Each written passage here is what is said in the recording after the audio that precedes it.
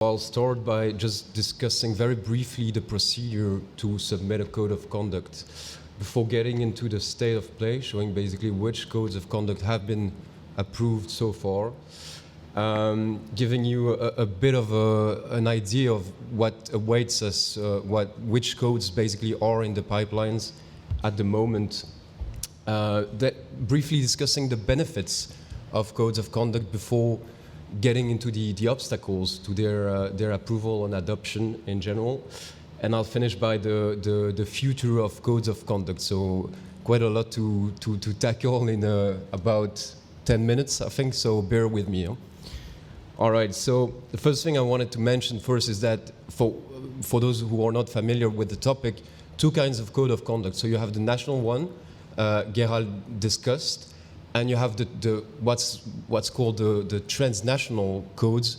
Would have been perhaps easier to call them EU codes, but transnational. So basically more than 2 member states involved in the code, transnational EU codes. So the procedure is quite straightforward. So basically, a code owner comes to a DPA with a code and explains why the code owner thinks that the DPA is competent, and the DPA will, according to established criteria, review its competence to review the code, sort of a one-stop shop mechanism, but which has specific criteria for codes of conduct.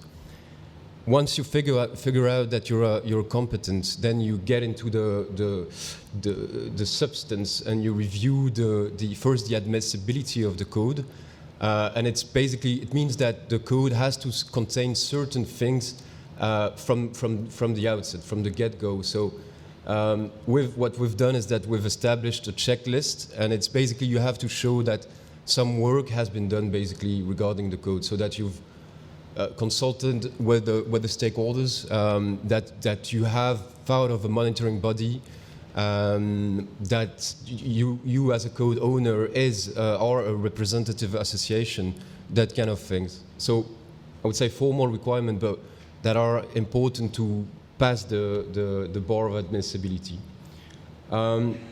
After we found that the code is admissible, then you get into the substance.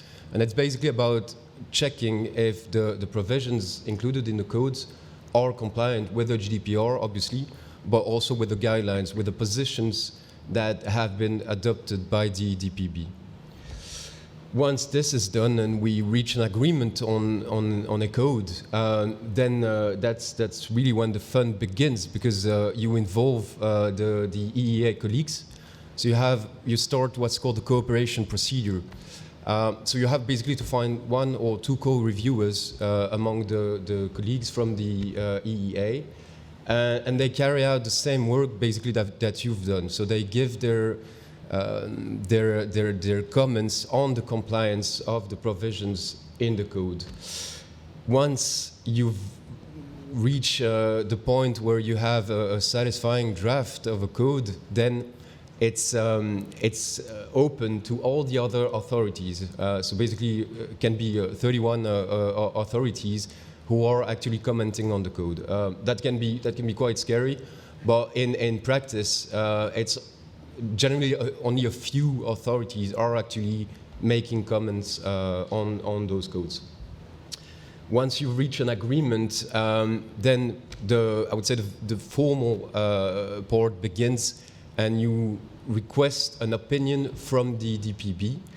The DPB gives an opinion, and then if the opinion is positive, obviously, you get to adopt the code. It can happen in theory that the opinion is negative, but it always has been something that we try to avoid, and that's exactly the reason why you have that informal stage of cooperation before, because as Gerald mentioned, it's something that you want to encourage, and having a negative decision on code of conduct is not beneficial for any of the parties involved. So far, it only has been positive. We only have two positive opinions, but still.